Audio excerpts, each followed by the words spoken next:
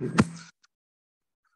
तो स्टूडेंट्स, तो आज का हमारा टॉपिक है ये सेक्शन 3 लेक्चर 4 है द मॉडर्न्स के ऊपर। एक्चुअली ये मॉडर्न लिटरेचर या मॉडर्न फिक्शन हम देख रहे थे, मॉडर्न नॉवल, उसी का तीसरा सेक्शन है। और इसको समझने के लिए हमें, अगर हम कनेक्ट होना चाहते हैं वापस थॉट के साथ, तो ये हमारा लेक्चर है बेसिकली द मॉडर्न नॉवल, जिसमें हमने ये इसको तीन हिस्सों में डिवाइड किया था। द एंसेस्टर्स, ट्रांजिशनलिस्ट फिर हमने पढ़े हैं, और मॉडर्न को आज देखेंगे। यानी मॉडर्न नॉवलिस्ट में भी हमने मॉडर्न का एक पार्ट रखा था। ये लेटर जो मॉडर्न राइटर है, एंसेस्टर राइटर हो गए, एक दरमियान में हो गए ट्रांजिशनलिस्ट। एंसेस्टर का ग्रुप बड़ा था तो हमने इसे दो हिस्सों में किया था, इसलिए अगर हम इसके पार्ट्स करें इस लेक्चर के बड़े पार्ट्स, तो दो एंसेस्टर्स पे आते हैं, एक ट्रांजिशनलिस्ट पे हमने किया है, और आज हम एक मॉडर्न पे करेंगे। तो ये चौथा लेक्चर आप करेंगे, जिससे ये मॉडर्न नॉवल आपका कंप्लीट होगा, जो एक बड़ा एक कॉम्प्लेक्स लेक्चर बनता है बड़ा। तो हम आप चलते हैं सीधा अपने टॉपिक की तरफ।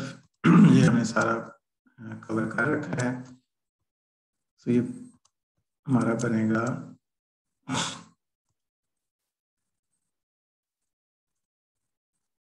सेक्शन, तो ये तीसरा सेक्शन है क्योंकि हमने तीन बड़े सेक्शन में डिवाइड किया था। और लेक्चर नंबर हमारा 4 है मॉडर्न नॉवल के अंदर। मॉडर्न ऑथर्स को हम देखते हैं। इसमें सबसे पहले हमारे पास जो ऑथर हैं वो है विलियम सोमरसेट मॉहम, जिनको ओरिजिनल जो स्लाइड आप देख रहे थे पार्टीशन की, वहां भी ये दिख रहे थे। मोस्ट इंपॉर्टेंट राइटर, अगर लेटर मॉडर्निस्ट राइटर में हम देखते हैं तो वो सोमरसेट मॉहम है। William Somerset Maugham is the full name. 25 जनवरी को भी पैदा होते हैं 1876, एंड 16 दिसंबर 1965 तक इनकी एज टाइम पीरियड है। Was an English playwright, novelist and short story writer. तो इन्होंने प्ले भी लिखे हैं जैसे हम देख रहे हैं, इन्होंने नॉवल भी लिखे हैं, इन्होंने शॉर्ट फिक्शन भी लिखा है। He was among the most popular writers of his era and reputedly the highest paid author during the 1930s. अपने टाइम के अंदर ये काफी हाईली पेड ऑथर रहे हैं, बहुत मकबूल थे इनके वर्क्स, और अच्छी रॉयल्टी इन्हें मिला करती थी। Both Maugham's parents died before he was 10. अगर इनकी लाइफ या इनकी बायोग्राफी में थोड़ा सा झांकें तो हम देखते हैं कि ये बहुत अर्ली एज में ऑर्फन हो गए थे। An orphan boy was raised in Whitstable, Kent by a paternal uncle who was emotionally cold. तो इनको जो है वो ये इनका लाइफ है, तो इसका असर जरूर इन पर रहा होगा, पेरेंट्स का ना होना, और फिर एक अंकल परवरिश पाए करें जो इमोशनली कोई अटैचमेंट ना हो इसके साथ, जैसे मजबूरी से वो पालते हैं।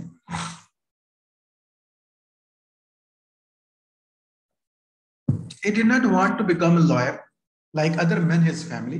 Lawyers की फैमिली थी, बट ज़ाहिर इनके डिजायर नहीं थे। So he trained and qualified as a physician. मजे की बात है, ये डॉक्टर के तौर पे ट्रेंड हुए।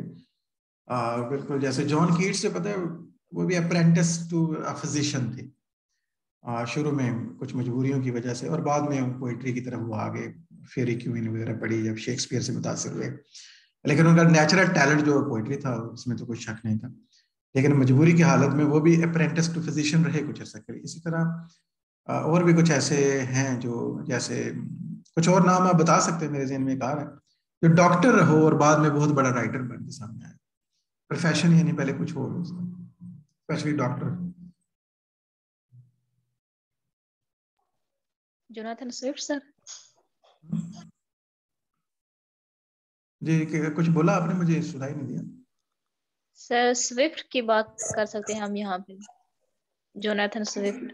नहीं, जोनाथन स्विफ्ट तो डॉक्टर नहीं थे, वो तो सर्जन थे ना। John Keats. नहीं, वो सर्जन नहीं थे, वो लैमियर गलेवर की एक फिक्शनल बायोग्राफी उन्होंने क्रिएट की है, वो कोई हकीकत नहीं है। स्विफ्ट खुद सर्जन नहीं थे, ठीक है। ये जॉन कीट्स का तो मैंने आपको नाम बता दिया ना, वो अप्रेंटिस रहे, डॉक्टर वो भी नहीं थे, बस मेडिसिन की फील्ड के साथ ताल्लुक था, अलबत्ता थोड़ा सा थोड़ी सी शागिर्दी उन्होंने की है किसी दवाइयां शवाइयां बेचने के सिलसिले में।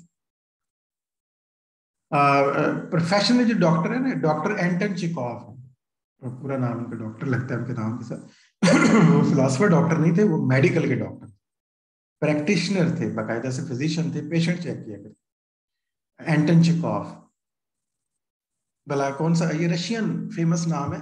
चेरी आर्चर्ड है ना इनका, जो cherry orchard, world famous. Cherry orchard, बिल्कुल बिल्कुल जी सर। वो डॉक्टर थे। ओके, इस तरह एक दो और नाम भी है। इस इनमें आप एक नाम शामिल कर रहे हैं, विलियम सोमरसेट मॉहम का भी, क्वालिफाइड एज ए फिजिशियन थे। इस first novel Liza of Lambeth जो पब्लिश होता है 1897 के अंदर, sold out so rapidly that Maugham give up medicine to write full time. इनका वो नावल इतना हिट हुआ कि इन्होंने मेडिसिन छोड़ दी। ये हाँ, मुझे वो याद आ गया, खालिद हुसैनी को जानते हैं आप? खालिद हुसैनी, ये भी डॉक्टर है, अफगानी राइटर है, ये अफगानी राइटर है। द काइट रनर बड़ा फेमस वर्क है, मैंने रिसर्च की हुई है उसके ऊपर। ये डॉक्टर थे, इन्होंने जाके वहां पढ़ा अमेरिका में, फिर डॉक्टर बने। इनका भी जब काइट रनर बहुत हिट हुआ है तो अब इनके पास प्रैक्टिस का टाइम नहीं है। इन्होंने अगला नावल लेके आए थाउजेंड स्प्लेंडेड सन, वो भी बहुत हिट हुआ। फिर माउंटेन एक्वुड, वो भी इतना हिट हो गया कि अब जो है इनको किसी प्रैक्टिस की जरूरत नहीं है पैसों के लिए, खासे अमीर हो गए आप। बिल्कुल ही लिज ऑफ लैम्बेथ पब्लिश करने के बाद सोमरसेट मॉहम के साथ भी ये हुआ था। वो इतनी कॉपीज बिकी कि जो है ना इन्होंने डेडिकेट किया खुद को राइटिंग के लिए। 1915 he wrote of human bondage, widely considered as masterpiece कहा जाता है। During First World War he served with the Red Cross and in the ambulance corps before being recruited in 1916 with the British Secret Intelligence Service। World war में इन्होंने सर्व भी किया है red cross के साथ एज ए डॉक्टर, जो कि वार में तो हर बंदे को ज़ाहिर सर्व करना होता है। और बाद में रिक्रूट सीक्रेट इंटेलिजेंस सर्विस में भी recruit. He worked for the service in Switzerland, Russia before the October Revolution 1917 in the Russian Empire. During and after the war, he traveled in India, Southeast Asia and the Pacific. He drew from those experiences in his later short stories and novels. तो काफी दुनिया ने घूमी है इस तरह से, और वो सारा तजुर्बा जो है ना आपके इनके काम में आपको नजर आता है। आप कह सकते हैं काफी जिंदगी से सीखने के बाद इनका काम जो है ना काफी मैच्योर काम समझा जाता है सोमरसेट मॉहम का।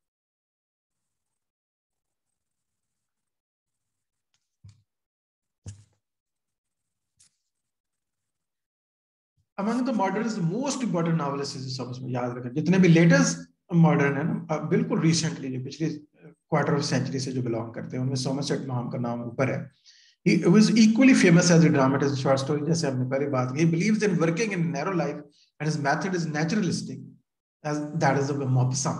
Maupassant जो फ्रेंच ऑथर है, उनसे काफी ये मुतासिर भी थे, और उनकी तरह इनकी जो मेथड ऑफ राइटिंग को हम कह सकते हैं नेचुरलिस्टिक वे ऑफ राइटिंग जो है। इंपॉर्टेंट नॉवेल्स में लिज ऑफ लैम्बेथ जो इनका पहला था, ऑफ ह्यूमन बॉन्डेज दो का ये भी हमने जिक्र किया है। केक्स एंड एल भी इनका एक वर्क है, एंड द रेजर्स एज, ये इनके बड़े बड़े फेमस वर्क हैं। थोड़ा सा अगर इनके वर्क्स पे एक एक लाइन हम बात कर लें, कमेंट कर लें, तो ये होगा कि Liza of Lambeth is the completest specimen of the naturalistic novel in English. Of human bondage, Maugham plays the role of the impartial spectator as a boy and a young man. Though the views expressed by him in it are outdated, yet it has got its value because here the author expresses honest, unflinching acceptance of his belief in the meaninglessness of life. तो यहाँ ये चीज discuss करते हैं, meaninglessness of the life का express करते हैं। Naturistic writer है। It is an autobiographical novel of human bondage and contains one of the most moving accounts of the loneliness in English fiction. Cakes and Ale is which is a witty, malicious, satirical comedy, is highly entertaining. Cakes and Ale जो है ये एक comical novel इन्होंने लिखा, entertainment है और काफी witty किस्म का वर्क है। In Razor's Edge Maugham seeks the meaning of life like Aldous Huxley in Hindu philosophy. Razor's Edge के अंदर फिलोसफिकल वर्क है, यहाँ पे आपको हिंदू फिलोसफी कैसे नजर आएगा, जैसे बिल्कुल एल्डस हेक्सली के अंदर हमें मिलता है। Is emphasis on detachment and renunciation, जो हिंदू फिलोसफी का एक कॉन्सेप्ट है डिवाइन विजडम के लिए, वो अक्सर मेंशन होता है, वो है डिटैचमेंट एंड रिनंसिएशन, यानी दुनिया के पीछे भागना छोड़ दिया जाए और इमोशनल अटैचमेंट ना रखी जाए वर्ल्ड और इनके मामलात के साथ, डिटैच बिहेवियर रखा। ये वाइज एक एक्शन समझा जाता है, यानी यूनिवर्स से कनेक्ट किया जाए, इंसानी मामला से डिटैचमेंट कर। मॉम के बारे में इतना ही हमारे पास है। जे भी प्रिस्टली है हमारे पास एक और author, J.B. Priestley was born in 1894, is another important novelist who revived the scene and the vital telling of historian, The Good Companions, इनकी जो कहानी है, which in spite of its having the defect of being too sentimental is a great novel in English tradition. Although ये sentimental समझ जाती है, लेकिन अपना एक अलग मकान रखती है. His other novels are Let the People Sing, Daylight on Saturday, and Bright Day. ये इनका फिर अलग है, Bright Day. तो ये इनके कुछ वर्ड्स आप याद रख लें. बहुत ज्यादा ये मशहूर तो नहीं है, और उसके अलावा भी एक ग्रुप है जिसको हम कहेंगे some less famous modern novelists. Though there are large number of the minor modern novelists. Minor की लिस्ट निकालें तो बहुत ज्यादा तादाद हमारे सामने आती है.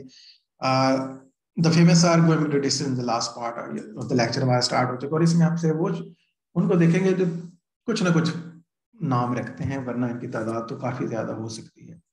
जस्ट एक झलक है अगर आप तो ज़हन में रख लें, वरना सोमरसेट मॉहम का डाटा जो है ना आपको यकीनन ज्यादा ध्यान से याद रखना है, वो बहुत इंपॉर्टेंट. माइनर में अगर हम देखें, Charles Morgan, who is a philosophical in his approach. His important novels are Portrait in Mirror, The Fountain, and Sparkenbrook, The Voyage, The Judge Story. ये कुछ इनके वर्ड्स हैं, और ये फिलोसफिकल इनकी अप्रोच है, एक ही लाइन एक चंद इंपॉर्टेंट वर्ड्स के साथ. उसके अलावा हमारे पास है Clive Staples Lewis, whose parents in his novels is ethical and philosophical. Presents करता है अपने नॉवल के अंदर एथिकल और फिलोसफिकल व्यूज. वो पहले फिलोसफी का था, ये एथिकल प्लस फिलोसफिकल है. Chief among his books are the Problem of Pain, the Screwtape Letters, the Great Divorce, and Miracle. Last one जो है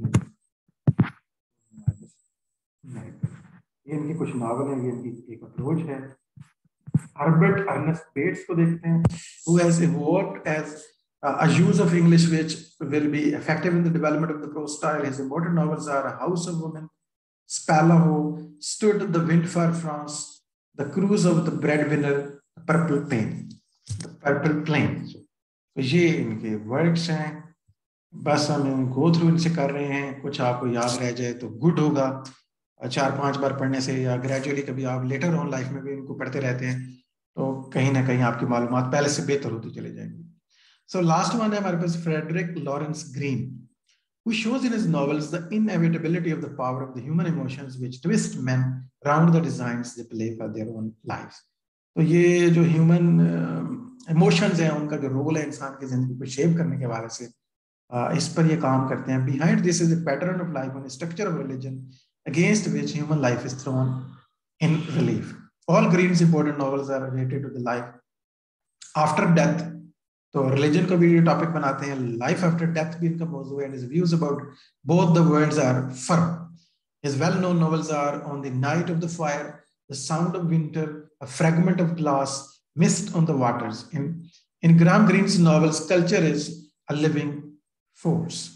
ही believes that life is essentially good but flames by the evil. His most important novel जो Graham Greene के novel हैं, या actually दो writer हैं, एक है हमारे पास लॉरेंस ग्रीन है, और एक हमारे पास ग्राहम ग्रीन है. उन्हें से बचाना है, इनको थोड़ा सा हाईलाइट करते हैं. इनकी जो नॉवेल्स उनमें कल्चर एक लिविंग फोर्स है. पहले थोड़े रिलीजियस हैं वो, लॉरेंस ग्रीन जो है इमोशनल हैं, और अगली डेथ को मौजू बनाते हैं, अदर लाइफ को भी उन पर यकीन है. और ग्राहम ग्रीन के नॉवेल्स में हमें कल्चर मिलता है. He believes that man is essentially good but framed by the evil. His important novels are The Man Within, The Stamball Train, The England Made Me, Bright and Raw, The Power and the Glory, and The Heart of the Matter. ये चंद novels हैं. Last one